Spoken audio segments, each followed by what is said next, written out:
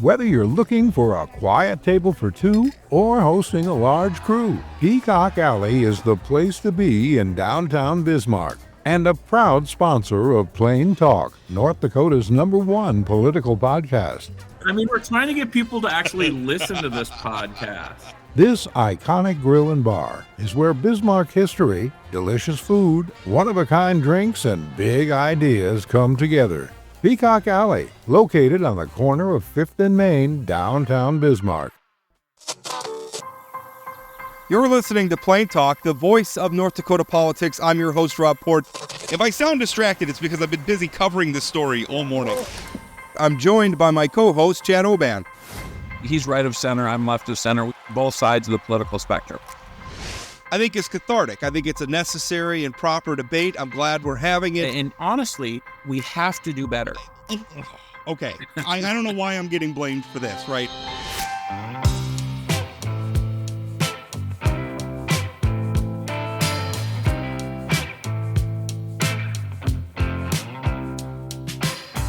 You know, artificial intelligence is one of those things where we are talking about it endlessly.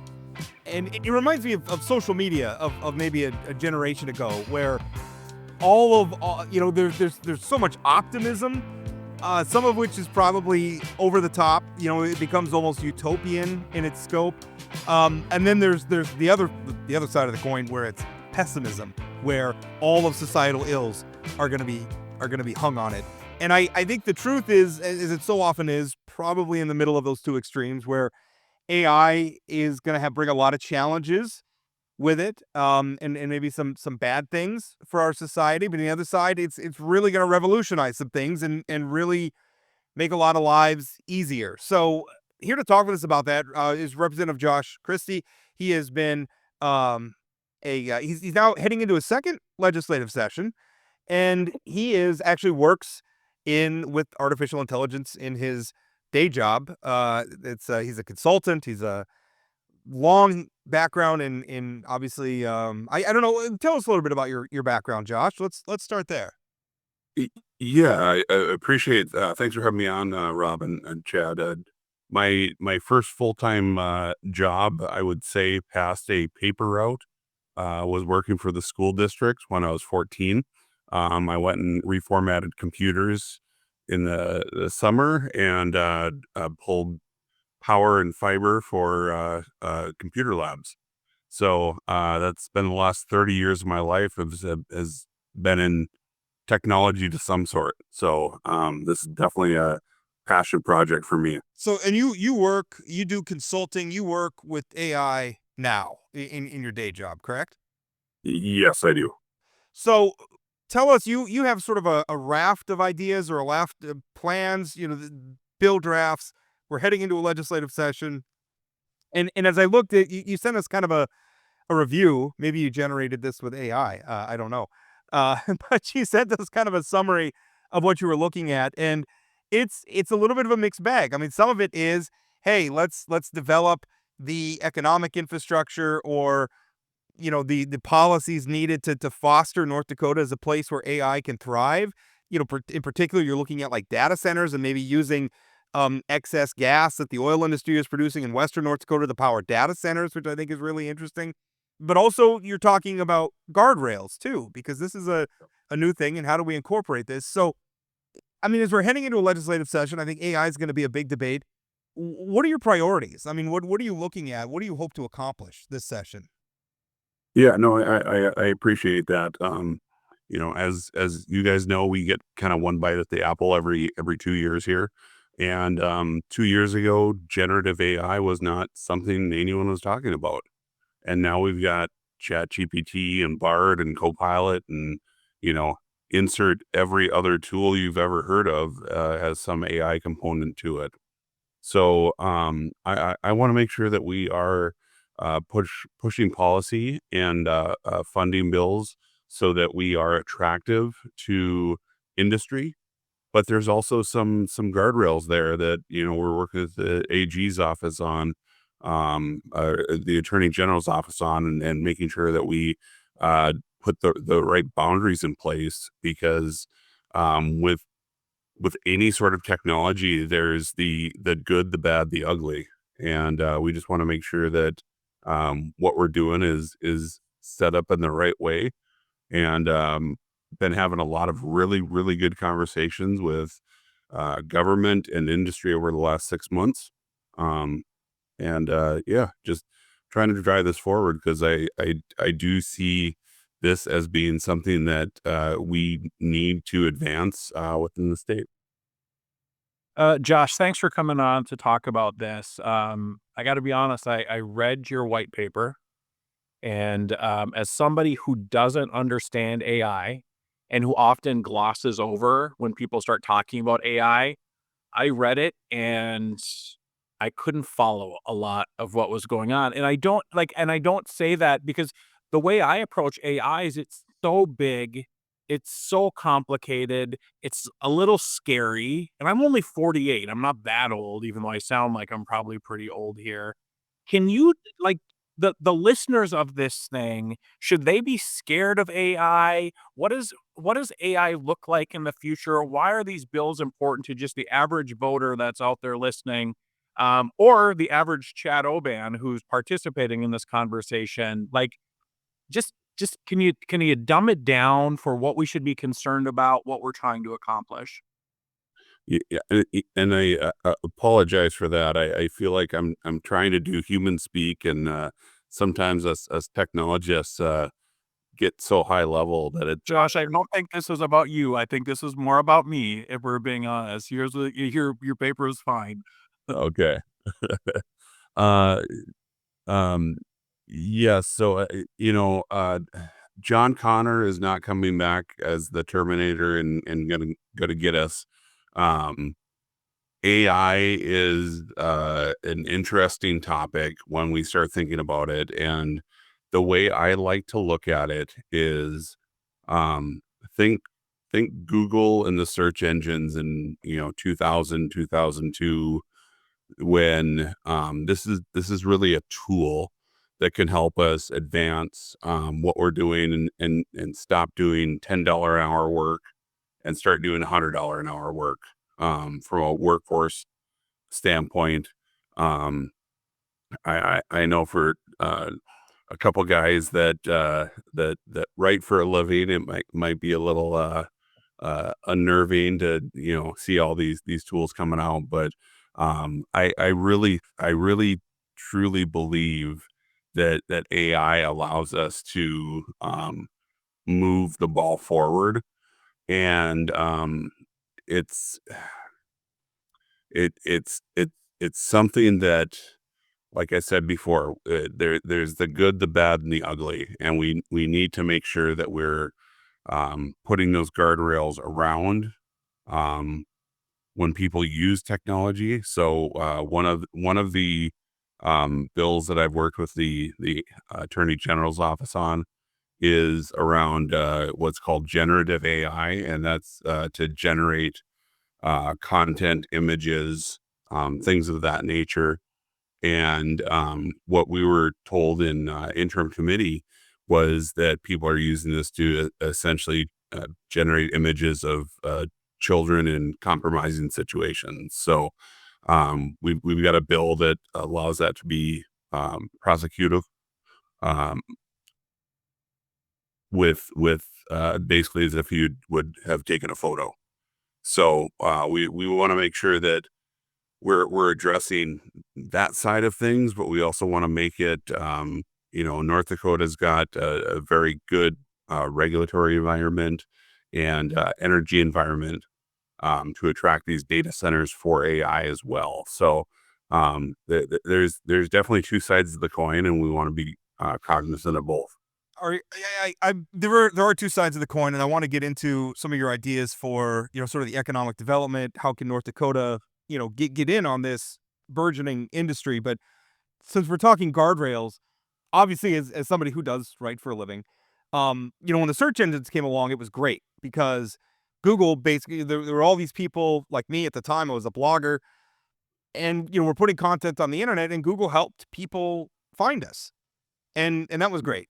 AI comes along, and it scooped up the work that a lot of people like me and millions of other people and my colleagues at journalists at the forum and other places scooped our work up and now uses it not to help people find us, but to generate new content or to provide the information that we develop to people without them ever clicking us or us getting paid or finding us or even knowing who we are at all.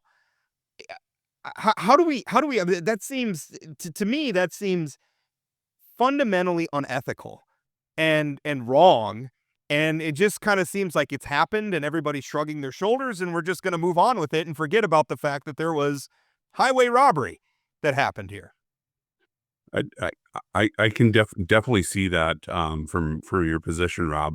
The challenge I would probably put back to you is this is this a tool that we can use to generate ideas and then make more human after the fact? Think of before calculators came along, we had to do all of our math by. Yeah. But I'm not talking about like going forward. I'm talking about the reason how AI knows how to develop ideas is because it stole work from people like me. Mhm. I I can definitely see that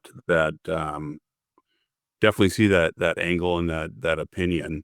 Um, does that allow you to do higher level work, or is that solely a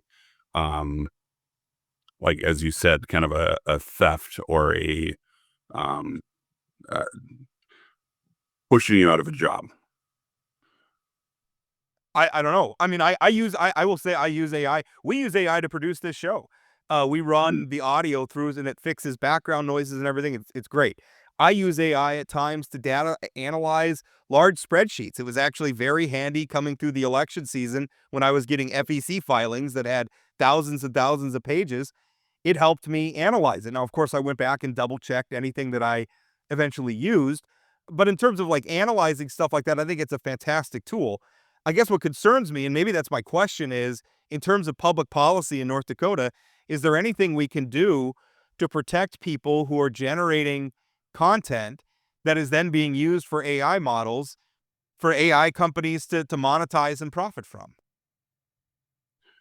Yes. So there's some model legislation that we're putting forward. One of them was the generative AI with uh, picture creation, and kind of put that under uh, child porn, or however you want to phrase that.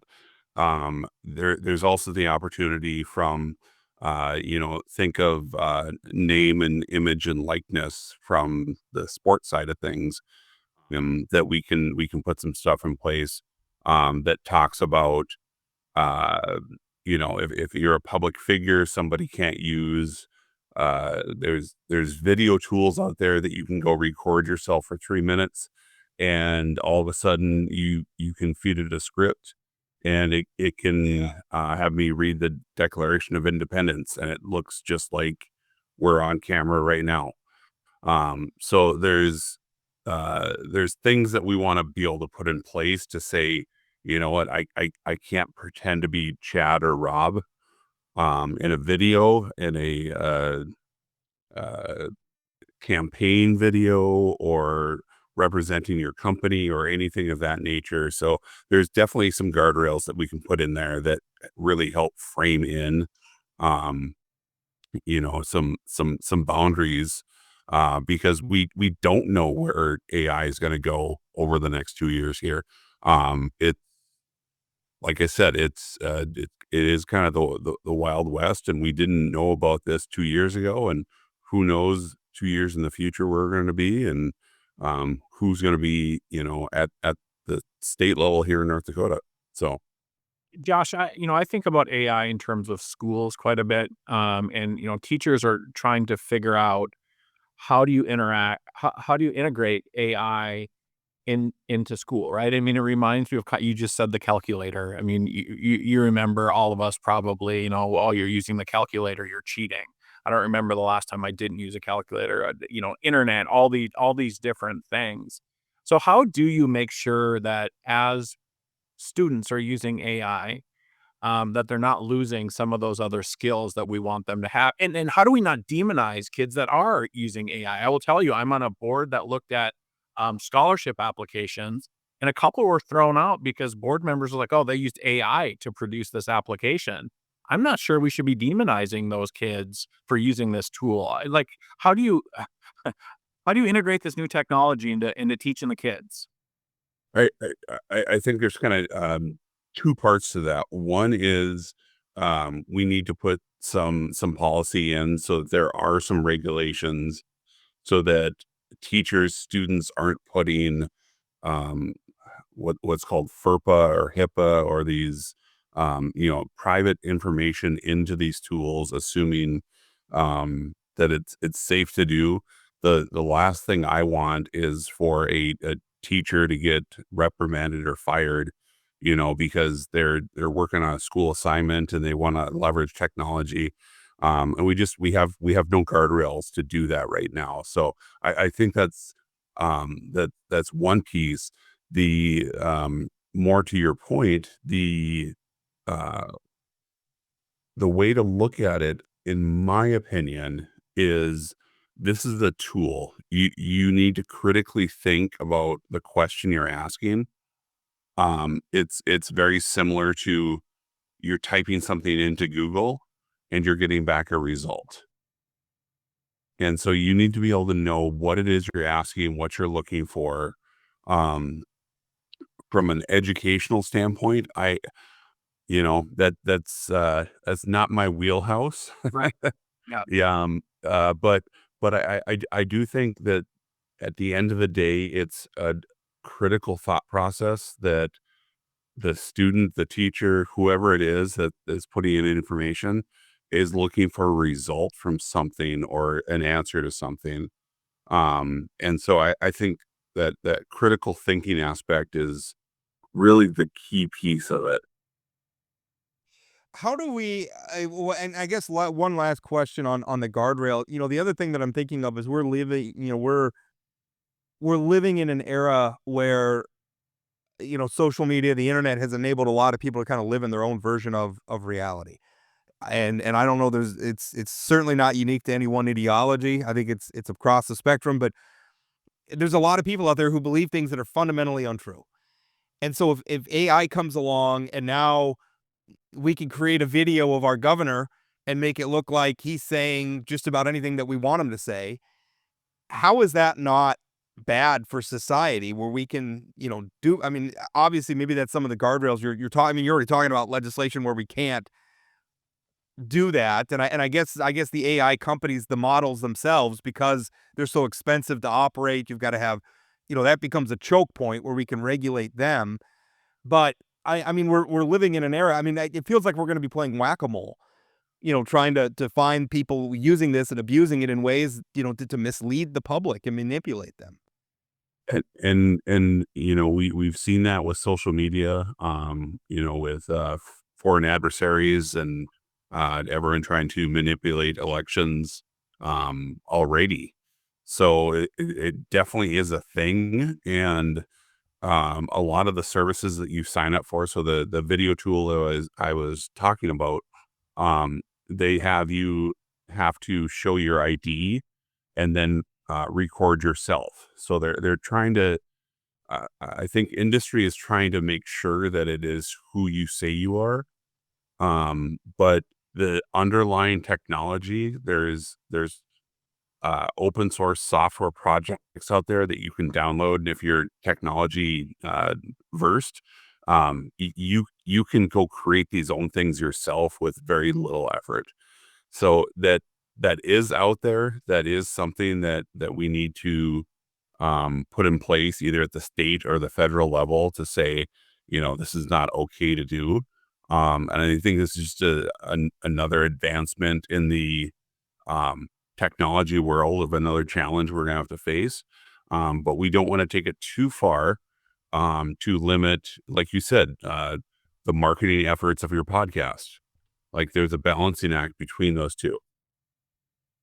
So, Josh, one of the things you talk about in your in the document that you sent to us is sort of the lack of cohesive infrastructure around AI, and you've got some ideas on how we can do better. I mean, we've got some advantages in North Dakota, right? We have energy, we have space, we have smart people. We have some, you mentioned an EERC style entity to do this work. Can you talk about how your plan would sort of connect all these dots in this world that seems very disjointed? Yeah, definitely. North Dakota has a very unique model on a few different business lines. The Bank of North Dakota, which is state owned. We've got the North Dakota Mill. Um, we've got kind of EERC as a co-op model. And so my thought and is, instead of our research institutes and our Department of Commerce and our private industry, all trying to do these data center or AI initiatives, is there a way that we can pool resources together and make this more viable for everybody within the state, make it more attractive to bring in some of the major data centers, whether that's Oracle, Meta, Google, uh, insert the laundry list from there, and then allow that to have the state have resources as part of that going forward. So that's kind of my thought process, is not not trying to put it into a silo or a vertical, but can we kind of pool our thoughts together and really work together as multiple entities to drive this forward. And just a quick follow-up, Rob, if I can. And is there a cost associated with this? I mean, are you looking for an appropriation to sort of get this off the ground? I have a couple appropriations bills that are going to be going through, a few policy bills.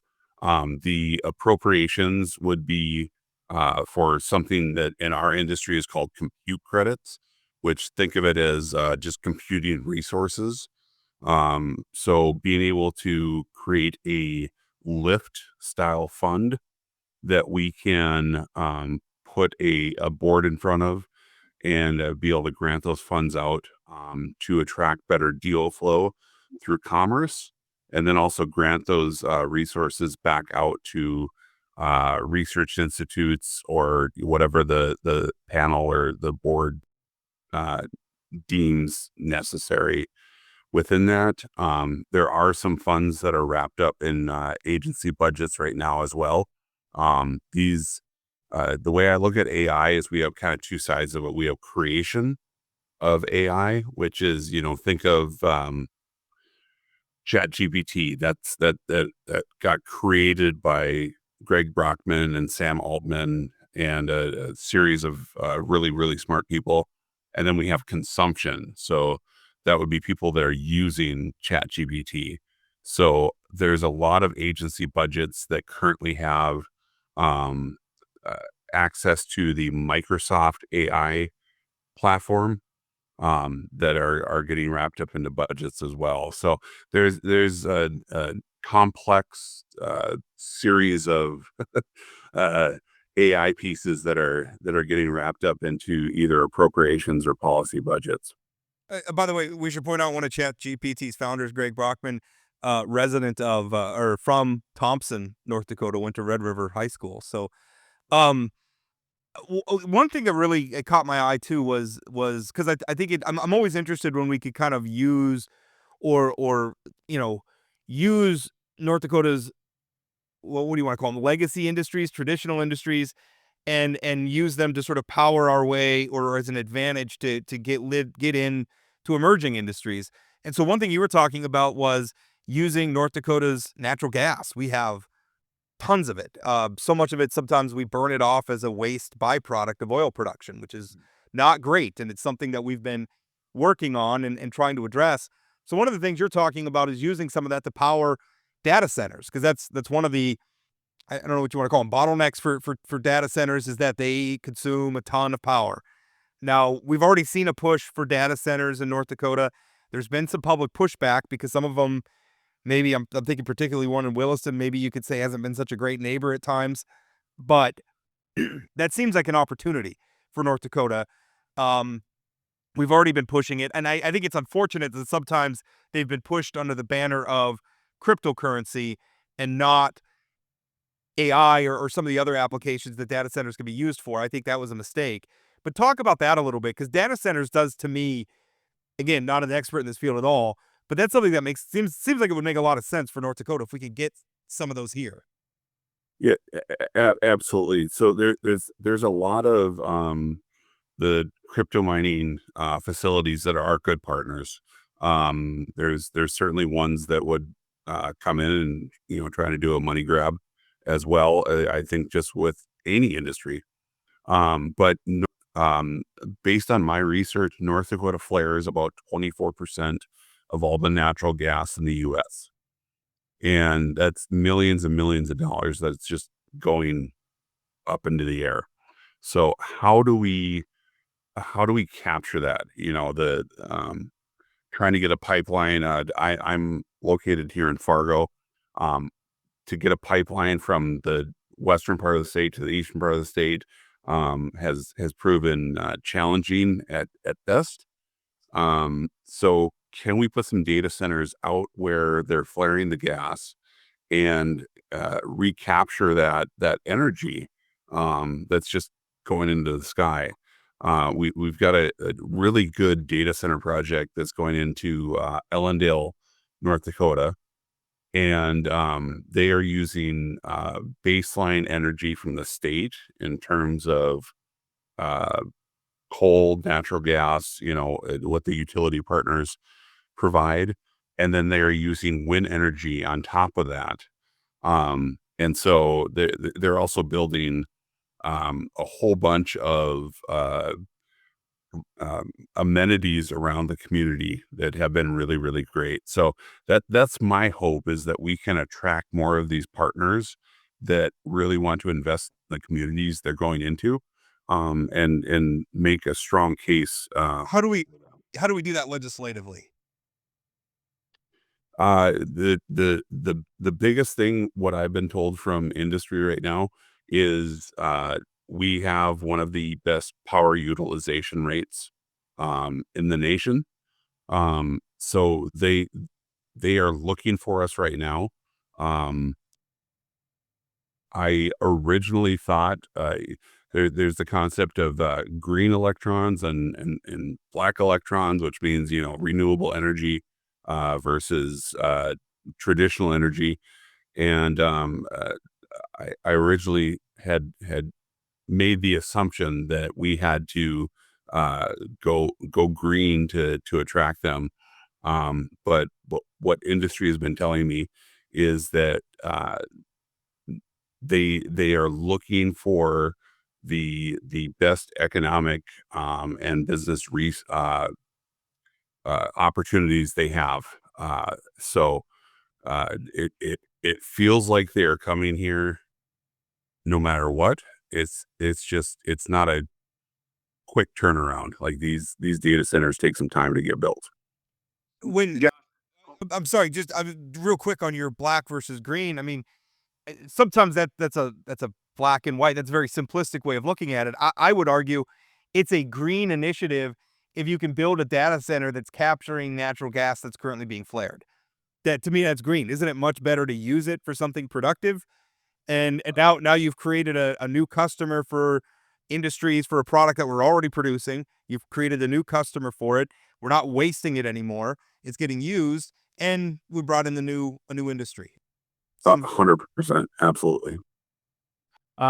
Josh, thinking about who is going to be in the chambers with you in January, I'm guessing there's not a lot of folks in those chambers that understand AI. This coming from the guy whose first question was, explain to me this because I don't understand this. How do you convince your colleagues who generally are a little bit older, and it feels out there, right? I mean, AI feels out there, and it's coming fast, but how do you explain to them that this is something that they need to engage in, that it's not something that's scary? Because I do worry that, if the idea is just that AI is scary and it's ruining everything, let's just clamp down a little bit too much on it. What do those conversations look like with some of your more seasoned legislative colleagues? Well, you both got phone calls from me over the last week. I've got about 350 phone calls in the last week to talk with legislators and lobbyists Oh and man, I thought we were special. I thought we were at the top of the well, list. Rob, you and Chad were one too. So Oh, okay. Take that, LaForn Hogue. Yeah. I'm gonna choose to believe that's true. um, it, there's definitely a little bit of a marketing spin that needs to happen. This is workforce development. This is economic development. This is legacy for the state. This is not about the technology. The technology is just the hammer that we're using to pound the nails in. My hope. I'm going into my sophomore term here. My hope and my legacy within the state is, when we run out of natural resources, what can we replace it with? And again, my hammer is technology. So can we start attracting the right companies to the state? Can we advance our policy in the right way? But it is going to take a little bit, to your point, Chad, a little bit of spin to do that, because it's not understood really well at this point in time from the majority of people. And that's not to speak down to my colleagues in the House or the Senate at all, but Yeah. One last thing, Governor-elect Armstrong, have you had conversations with him about AI? I've been in touch with his incoming office about it, just letting him know what I'm putting forward. So they're aware of what's or they will be aware. I've got an email coming out after this episode probably airs here, so they'll have the information. Well, Josh, I really appreciate you coming on. This is a fascinating topic. I feel like we could have done a whole hour.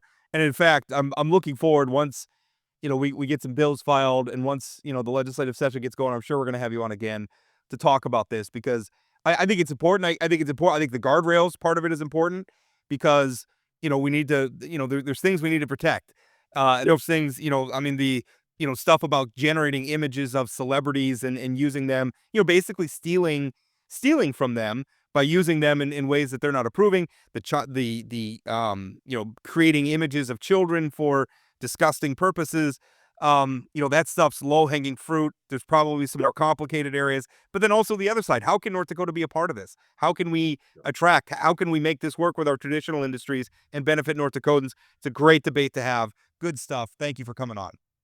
I appreciate it so much. Thank you, guys. Love staying informed? Subscribe now and get unlimited access to local news, weather, and sports for just 99 cents a month for your first 3 months at inforum.news/join. Read every story, listen to every podcast, and download the apps that keep you informed and on the go 24 hours a day. So head to inforum.news/join right now to subscribe. What are you waiting for? Get 3 months of local news for just 99 cents a month at inforum.news/join. Hey friends, we've got a new way for you to participate in the show.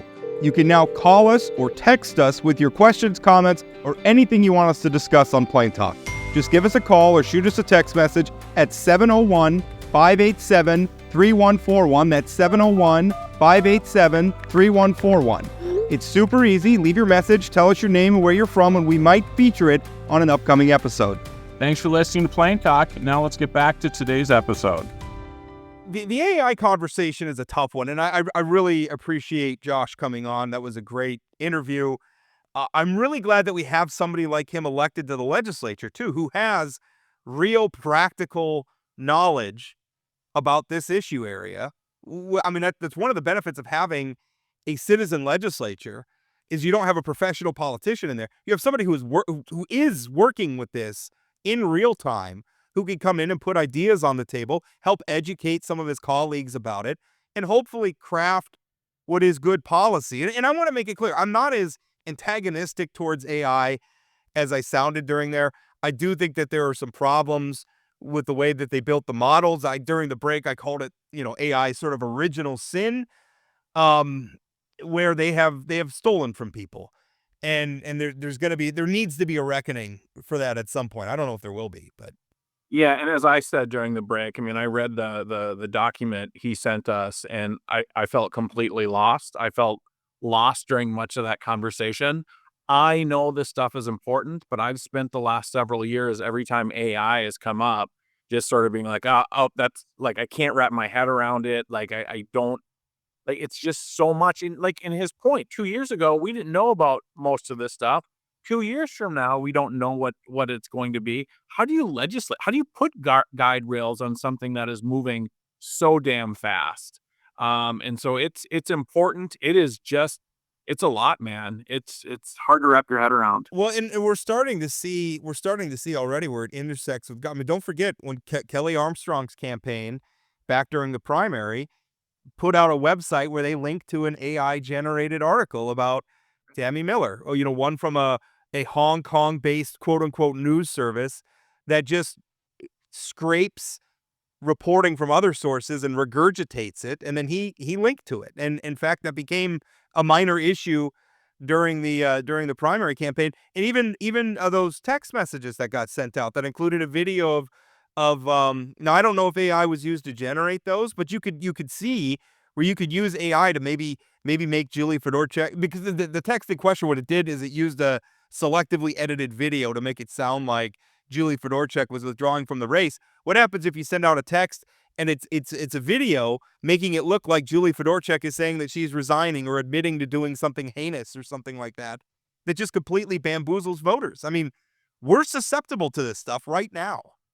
And I struggle a little bit with, everybody has a different definition of when AI is appropriate to use and not appropriate to use. Like, I mean, obviously using this technology to make it seem like somebody's saying something they're not is like, I don't know of anybody who supports that. But Rupak Gandhi got in some trouble in Fargo for generating a thank you to teachers through AI that didn't come across as being very genuine, thanking teachers. Is that appropriate? Is that not? I referenced earlier, I'm on a board where people have said, well, this student used AI to fill out this application. Let's throw it out. Well, should we throw it out? Should we be talking about, students using these tools? So people are going to have to sort of come to terms, and guide rails are important. I'm just a little confused on how we do guide rails with an industry that's changing so quickly. We've had at the forum, we've developed internal policies. We are allowed to use AI for analysis, which I talked about a little bit, and I have used it for analysis where it's some giant spreadsheet and I'm just trying to pull information out of it. I use AI as a shortcut. Now I go back, and once it gives me the answers, I double check and make sure it's right. But it's nice. I mean, that part of it I really like. I mean, that to me, that's where the tool analogy comes in, where you're using the hammer to drive the nails. I will never use AI to generate something I publish under my byline, or if I ever did for some reason, I would disclose it. I can't But if imagine. you're in my business, Rob, and you're writing a memo to the staff, and you want a starting place, I mean, like, some people would say, well, you're not doing your job because but I would say I'm doing my job more efficiently. Yeah, I mean, if you're creating a workplace, or you need, like, hey, I need to develop a new policy on the break room use or something, Right. and it generates the memo for you. I mean, I guess I don't really have a problem with that, but also that's very different than like me putting my byline on it, like, Right. I wrote No, this. that's very different. Correct. It's or very different. or an author doing it, or a musician doing it. It's if you're presenting something, and I think that's the ethics of it. If you're going to present something creative and say that I created this as a human, but you really used AI and you don't disclose it, I think that's a problem. Right. You've created it as an original thought. Right. And you haven't though if AI is using it. So to portray it as an original thought when it's not, I hear from a lot of teachers who use AI to develop lesson plans. or college professors putting together their syllabus is still a. But it's been a while since I've been. Oh,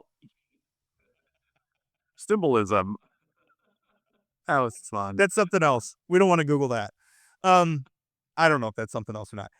It's yeah, no, you're right. And again, I don't necessarily have a problem with that. I don't either. Like if you're using it to, I mean, that's not unlike me using it to analyze FEC filings. That's not a bad use for it. I don't know why you wouldn't want to do a FEC filing and analysis on your own. I mean, the excitement around that. Oh my God. Katrina Christensen filed one that was 4,000 pages long because she had so many small, I mean, she was actually really effective at small dollar fund. She tied into some sort of national networks and they had a lot of small dollar. But the thing is in the FEC form, there's only like 3 donations per page. So if you're getting thousands and thousands of the amount of pages that generates. And I mean, if I had to do my own, I'd just scroll. It's horrendous. Because I've had to do that in the past before, but now AI sure makes it a lot easier. And then at the end of my AI analysis, I didn't find anything all that interesting. So, well, and I like you. I'm glad that Josh Christie's in the legislature working on this stuff. Working. I mean, the child porn piece, making it seem like somebody's saying something they're not. I mean, those are things that we should really crack down and make sure we have policies and laws around that. I do want to use it to make a video of you just talking about how much you love the New York Yankees. Or of you talking about how much you love Donald Trump. Yeah, exactly. So you want to talk about the Yankees?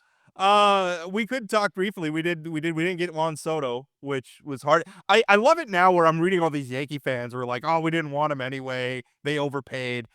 Baloney. That guy is a once in a lifetime talent. He's going to be worth every penny to the New York Mets. It was a good signing for them. I wish we had signed him. I wish we'd gone there. Although it seemed like the Mets owner was going to one up any deal that was out there. So I don't know. Maybe there was no way we could have won that bidding war, but I'm really sad to see Juan Soto go. Juan Soto makes even walking fun. Like he doesn't even get a hit. And he's so entertaining to watch. I mean, he's an entertainer. He's a fantastic baseball player. He's young. He's 4 months younger than Luis Gil, who just won Rookie of the Year. So great sign by the New York. What I will say is my takeaway from the Juan Soto signing is what a signing and what a deal the Dodgers got on Ohtani last year. Yeah. I mean, the Dodgers got somebody who can hit, can run, can pitch. Theoretically. And the Mets got Soto who can hit.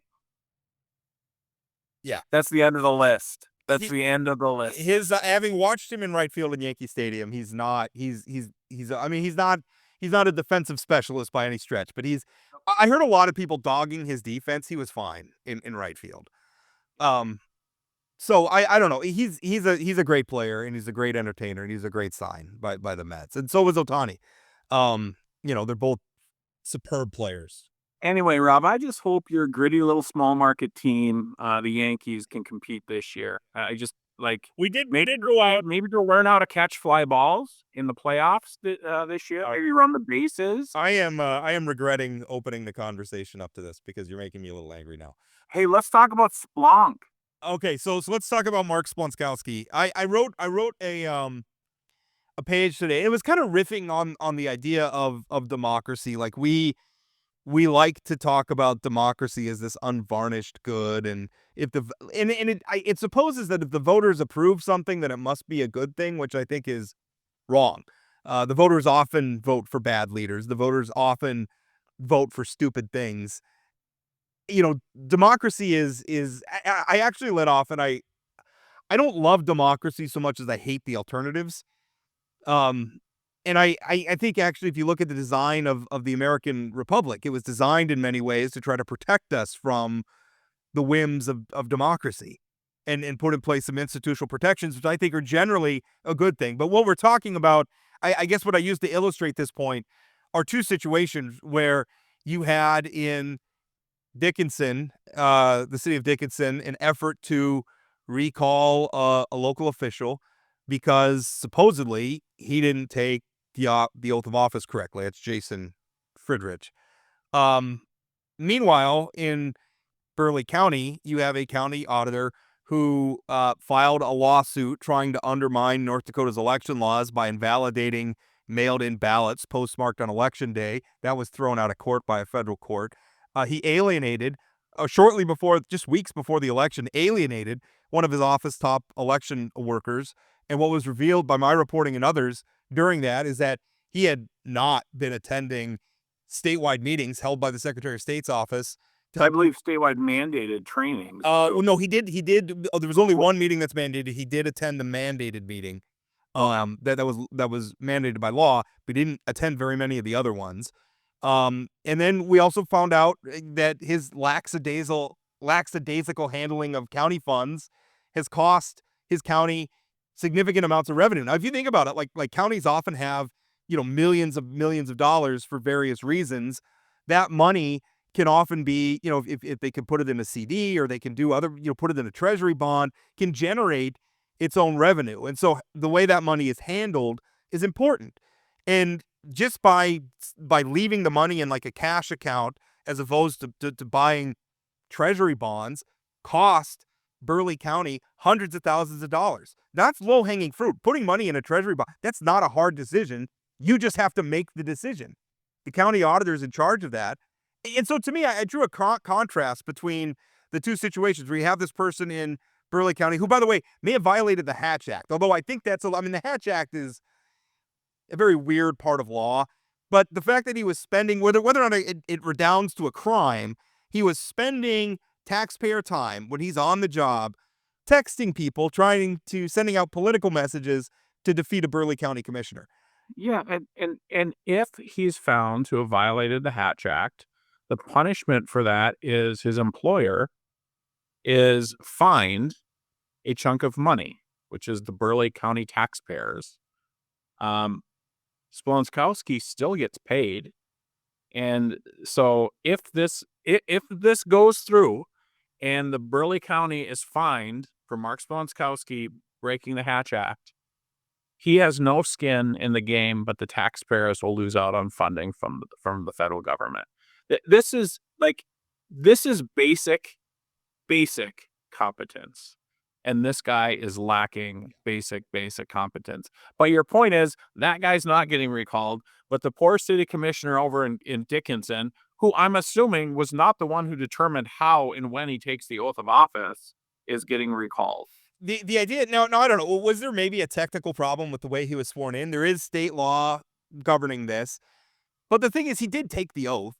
And if some box wasn't checked, does that mean you just invalidate the votes of the thousands of people who voted for him and he doesn't get to sit in office anymore? And again, he didn't do something unethical. If he doesn't provide himself the oath of office.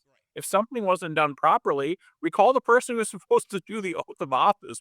Don't do that. I'm kidding, of course. But all this guy did was probably show up when he was supposed to show up and raise his hand in their recall. And I don't know this guy at all. I mean, I don't. I mean, you and I may disagree with him, or one of us may like him. I don't really know much about. I don't live in Dickinson, so I don't.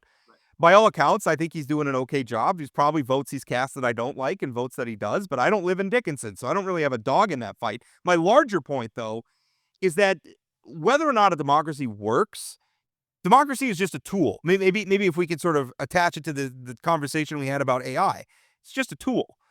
And you can use it to do good things and you can use it to do bad things. And what I'm worried about is whether or not a democracy works, or whether or not it's successful in achieving the things that we want, life, liberty, happiness, and all those things, is if we're using it appropriately. And I would argue sometimes, and we don't ever talk about this because nobody ever wants to blame the voters, but I'm always happy to blame the voters. But when the voters do bad things, they're the problem. So I look at this and it's like there's no recall effort that I'm aware of for Mark Splonskowski in Bismarck. And I suspect that's because he's from a certain political milieu. He's very much a part of the populist right in North Dakota, so therefore he gets a pass. But the populist right in Dickinson is upset with the city councilor, so he doesn't get a pass. Or they're going to try to recall him over some triviality to do with his oath of office. Well, I think the crazy thing about Splonskowski is the people that he's fighting against and the person that he was texting about regarding the election and telling people to not vote for him. Brian Bittner, Commissioner Brian Bittner. Brian Bittner is sort of in the same camp as Splonskowski. I mean, the county commission in Burleigh County isn't a bunch of liberals, right? They're all conservative middle-aged men who you'd think would be sort of in Splonskowski's camp, but they are not fans. They are not fans. And I think that goes to show, again, there's this small segment who thinks people like Mark Splonskowski, because he's like them, can do no wrong.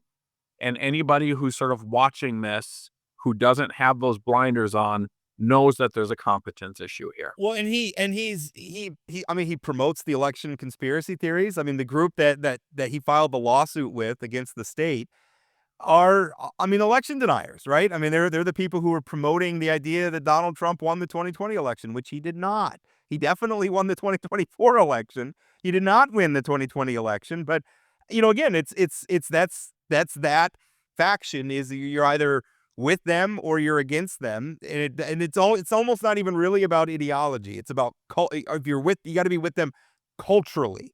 Right. Well, and what does that mean?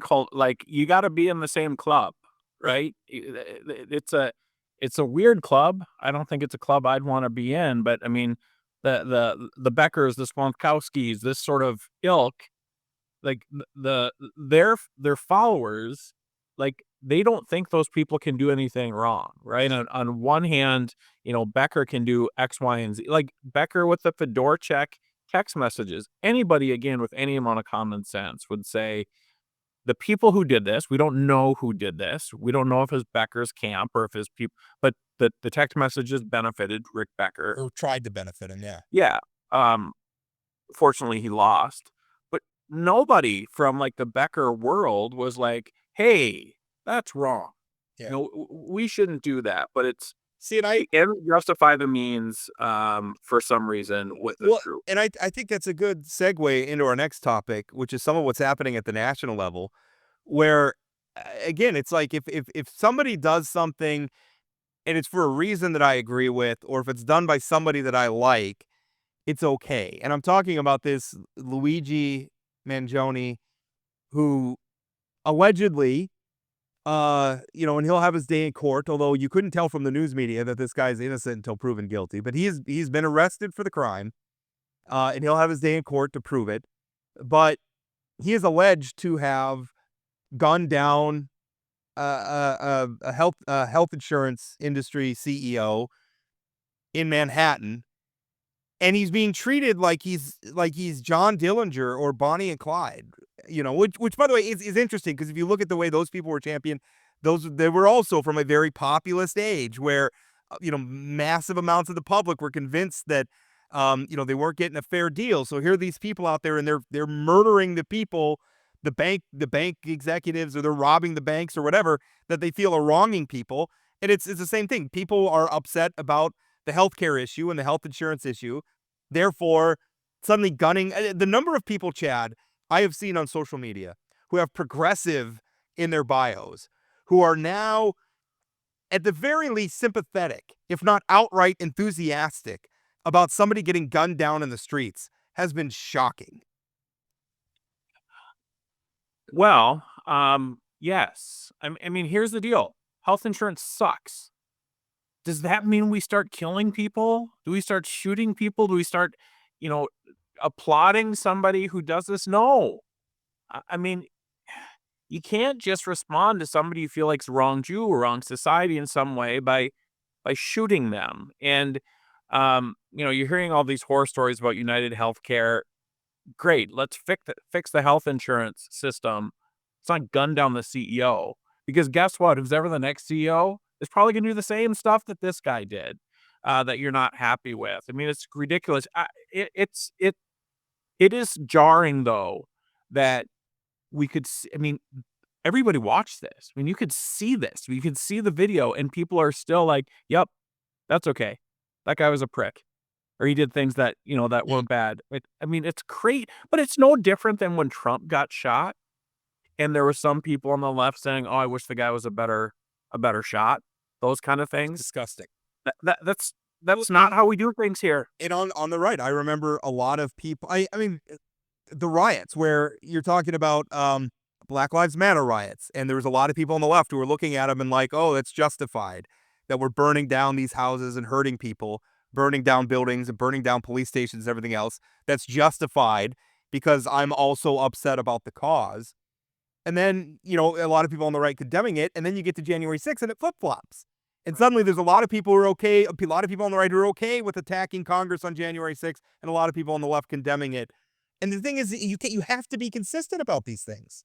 Well, and I think about Kyle Rittenhauser or whatever his name was, who shot people and killed them, and now he's a hero on the right, who shot people during during one of the Black Lives Matter protests, or in the wake of one of the shootings. Or more contemporaneous to what we're talking about right now, Daniel Penny, who by the way I think was correctly acquitted. I don't think the charges should have been brought in the first place, and I think what he did is a lot more sympathetic. He was trying to help people. There was somebody who you could not unreasonably define as a risk to what was going on. Can you argue that he went too far? Maybe, but I'm glad he was acquitted. I'm proud of that. The problem is that the degree to which he was sort of turned into a cause célèbre by the right makes me worry. And in the same degree that Luigi on the left is being turned into sort of this folk hero, I worry what it says about our society just condoning populist violence and things being in sort of conditional morality, where the morality or the ethics of an action hinges on its politics, and that is so dangerous. No, I think it is very dangerous, and I mean, we've talked a lot on the show over the months and years how hard it is to be consistent and not be hypocrites, because we all have our little blinders. But this one, I think it's pretty clear. Let's not kill people. If we just that would be easy. let's not kill them. You would think that would be easy. And more importantly, let's not only not kill people, let's not applaud people who kill people. That's not something we should do. Again, I mean, everybody's got their health insurance horror story. But this is not how we solve those. And also it's the health insurance issue, a lot more complex than what you're leading on. The health insurance industry, not as profitable as you think it is. And allegedly the bullets, had words etched into it. And so they were attributed to the insurance industries, basically declining claims and then using legal muscle to sort of back up those. But you got to remember, one of the reasons why they're doing that is because of the soaring costs of healthcare that the insurance industry is obliged to pay for. And I'm not defending the insurance industry here. I'm just saying, if we want to start pointing fingers about why we're in this mess, there's a lot of fingers in a lot of directions that we can point. Yeah, there's some hospitals and docs doing okay in this system in terms of getting paid. Yeah. So yeah, it's not good. And it also, this is not connected politically, but we also had that shooting in a church parking lot in Fargo not that long ago, where there was somebody who was having a mental health crisis and was violent towards somebody, and somebody came up and ended up shooting and killing the person. I don't know who's right and wrong in that situation. But I know the mother of the person who died isn't pleased with how this all ended, and her son getting shot during a mental health crisis.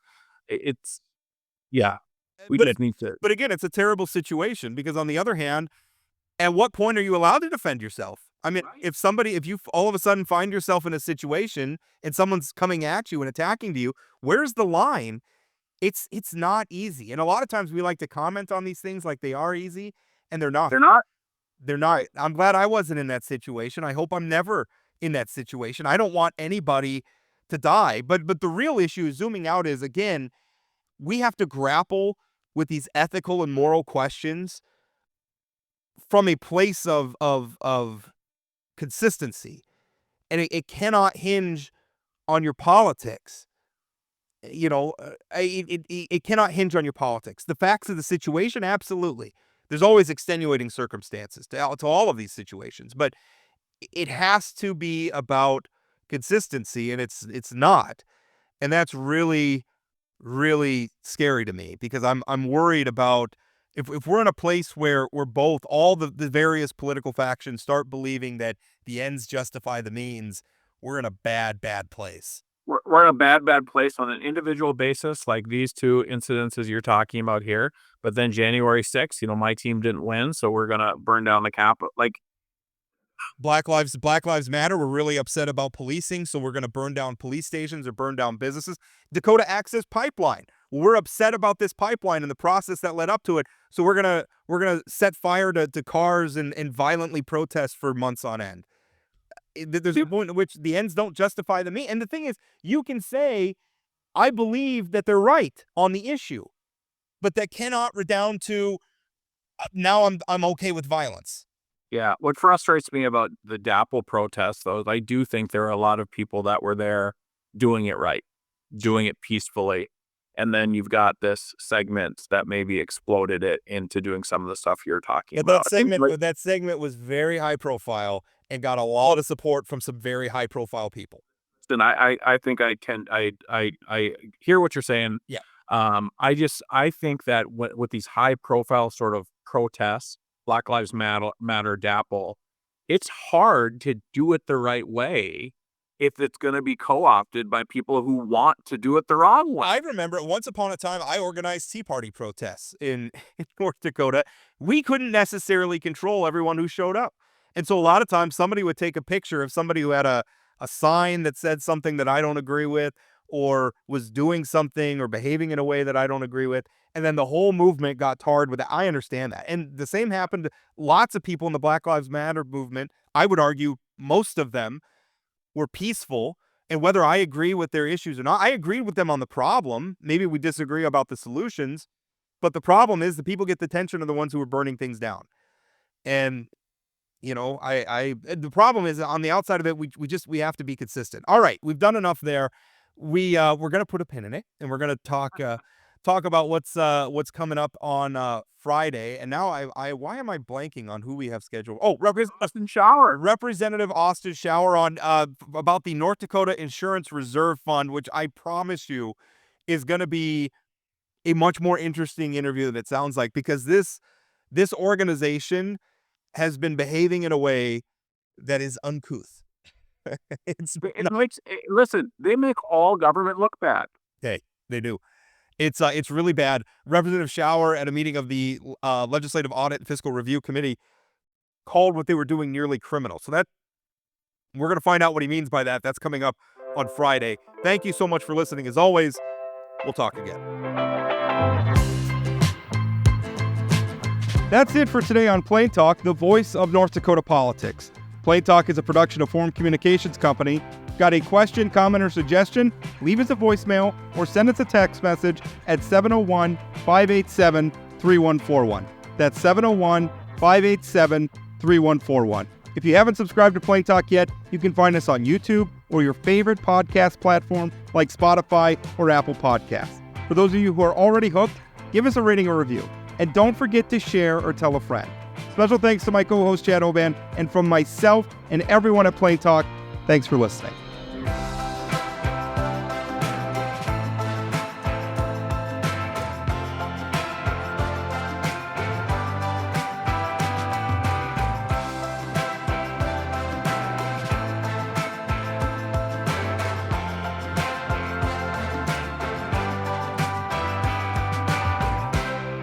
I thought we were special.